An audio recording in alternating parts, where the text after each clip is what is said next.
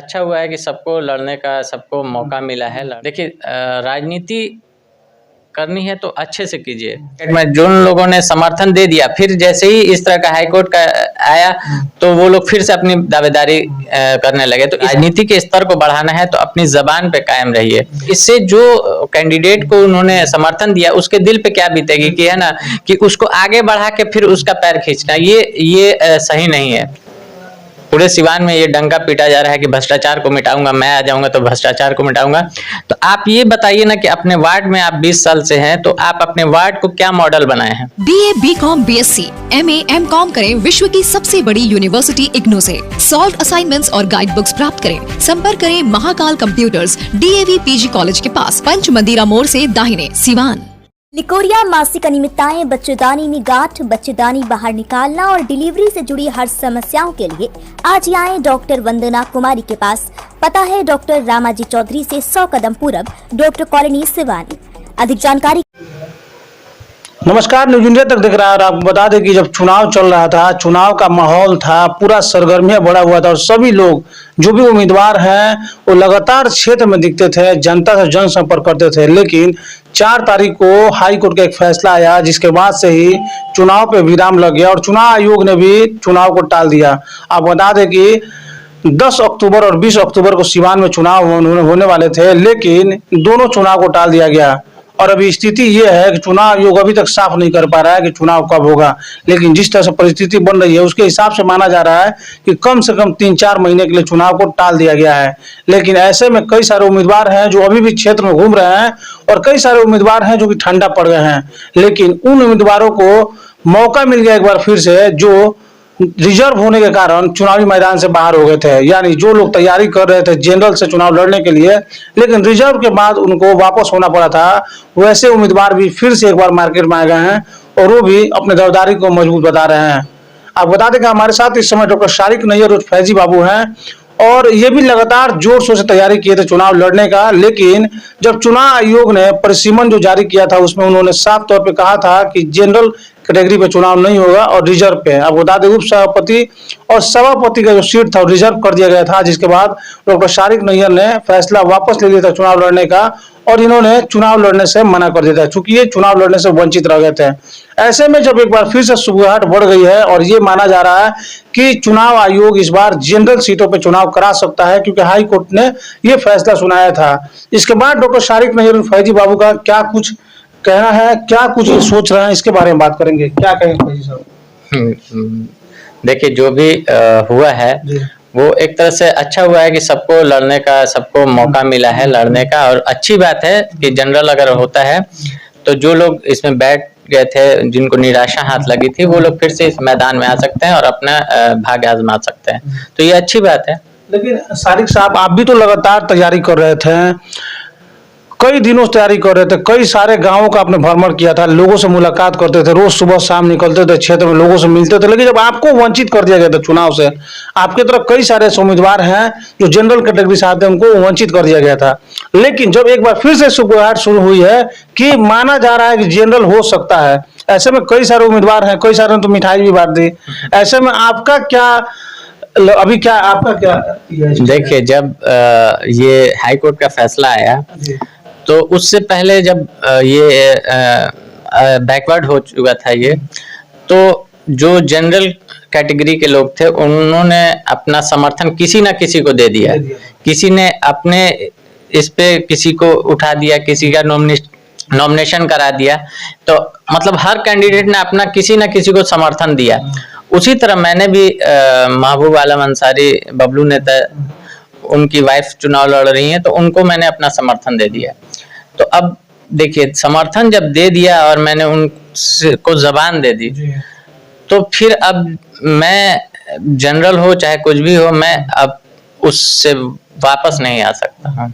यानी अगर जनरल हो जाता है तो भी ये माना जाए कि फैजी साहब चुनाव नहीं लड़ेंगे? जी बिल्कुल नहीं लड़ूंगा, क्योंकि मेरे लिए जबान की बहुत अहमियत है। और जब मैंने उनको अपना समर्थन दे दिया है तो अब मैं उससे पीछे नहीं हट सकता। क्या लग रहा है जब आप समर्थन दिए थे, चूंकि आपके जो भी समर्थक थे देखा जा रहा था वो बबलू अंसारी की तरफ मूव हो गए थे, तो अभी जब चुनाव होंगे, जनरल हो जाएगा, तो भी अगर बबलू अंसारी चुनाव लड़ते हैं, मैदान में आते हैं, तो क्या आपके जो वोटर हैं कन्वर्ट हो पाएंगे उनकी तरफ? एकदम एकदम जो भी मेरे समर्थक हैं वो बबलू भाई की तरफ ही कन्वर्ट होंगे और मैं उनके साथ कदम से कदम मिला के खड़ा हूं। देखिए, राजनीति करनी है तो अच्छे से कीजिए। राजनीति में ये नहीं है कि कभी आप किसी के दुश्मन हो जाएं और फिर कभी आप किसी के दोस्त हो जाएं। अगर राजनीति के स्तर को बढ़ाना है तो अपनी जबान पे कायम रहिए।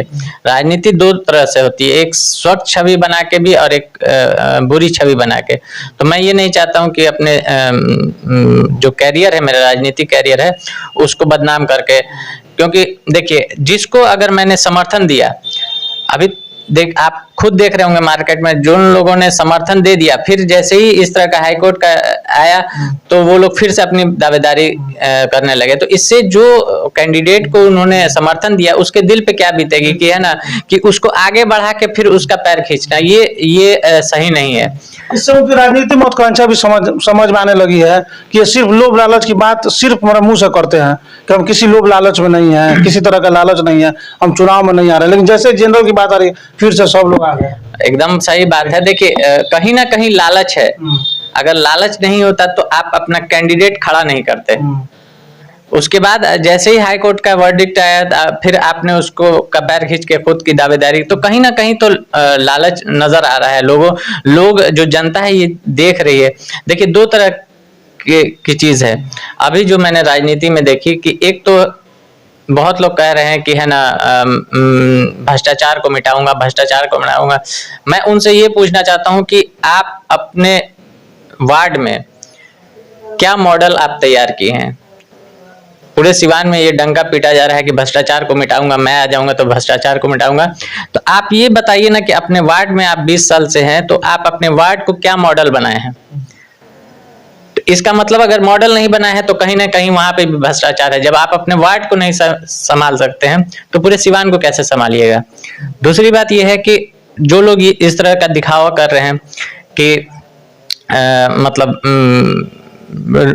लोगों को खड़ा करके फिर उनको एकदम पूरा समर्थन करके उसके बाद फिर वापस पैर खींच के, तो ये सही नहीं है राजनीति में। लेकिन इस विषय पर बात किया जाए तो फैजी साहब, आपने एक अच्छा मैसेज दिया है, क्योंकि आपने जिसको समर्थन पहले दिया था आज भी आप अपने जुबान पे कायम हैं और आज भी आप उन्हीं को समर्थन दे रहे हैं, ये एक अच्छी बात है। लेकिन उन नेताओं से आप क्या मैसेज देना चाहेंगे, उनको क्या कहना चाहेंगे जो किसी को समर्थन दे दिए थे लेकिन जैसे ही देख रहे हैं कि मौका मिल रहा है उनसे समर्थन उन्होंने हाथ पीछे खींच दिया?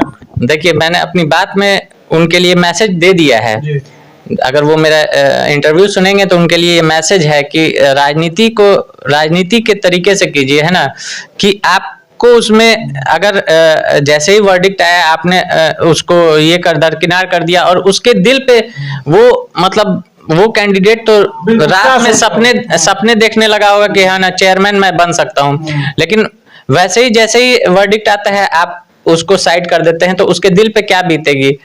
तो ये सारी चीज जो है ना, ये बहुत ही दुखदायक है आज जैसे सिवान में हो रहा है। तो इसलिए मैं जब दे दिया हूं तो उनके साथ खड़ा हूं और उनके साथ ही रहूंगा। सारिक साहब, एक चीज जानना चाहेंगे, कई सारे लोगों ने समर्थन दिया था, सिर्फ आप ही नहीं, कई सारे लोगों ने, लेकिन आपने बबलू अंसारी को समर्थन क्यों दिया था? क्या कुछ आपको कुछ तो दिखा होगा? देखिए, जनरली जैसे मैं उनको जानता हूं, वो बहुत अच्छे इंसान हैं और उनके साथ मैं मिल के काम कर सकता हूं। जो भी मैंने वादा किया था अपने जब ये हुआ था कि मैं चुनाव लड़ूंगा, तो मेरा एक लक्ष्य था कि सिवान को मैं कैसा देखना चाहता हूं। मुझे कोई लालच नहीं था, मैं सिवान को देखना चाहता था कि मैं सिवान शहर को कैसा देखना चाहता हूं 10 साल के बाद। तो वो जो मास्टर प्लान है एक दिन में तो तैयार नहीं होगा ना, उसके लिए धीरे धीरे काम करना पड़ेगा, हर स्तर पे काम करना पड़ेगा। तो वो मेरे लिए सारा चीज वो मेरे पास तैयार था।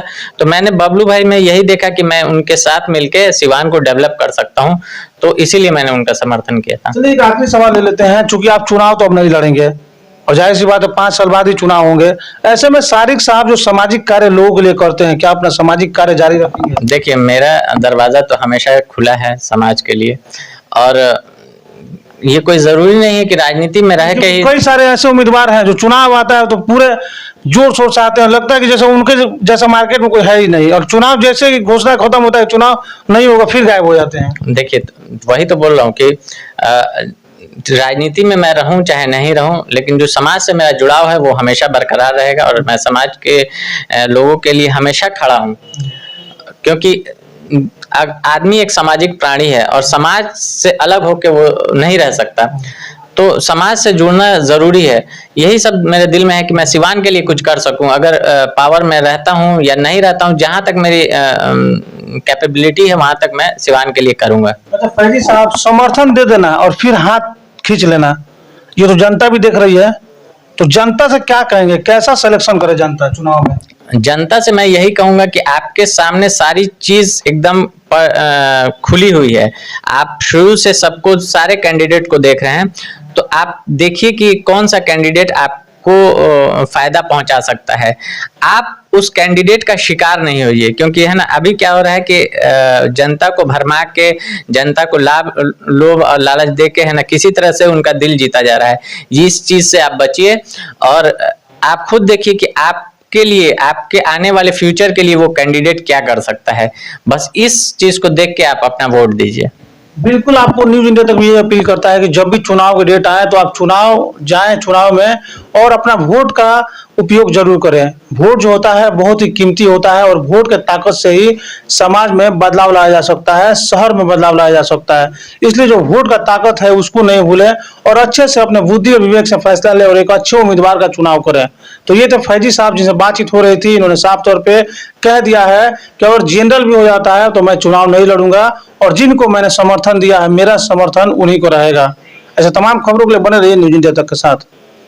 स्टूडेंट क्रेडिट कार्ड के साथ करें job oriented course, BTech, polytechnic, hotel management सहित अन्य प्रोफेशनल कोर्स। एडमिशन के लिए आज ही संपर्क करें Enraj education and welfare trust, Andhradhala overbridge के नीचे, सिवान।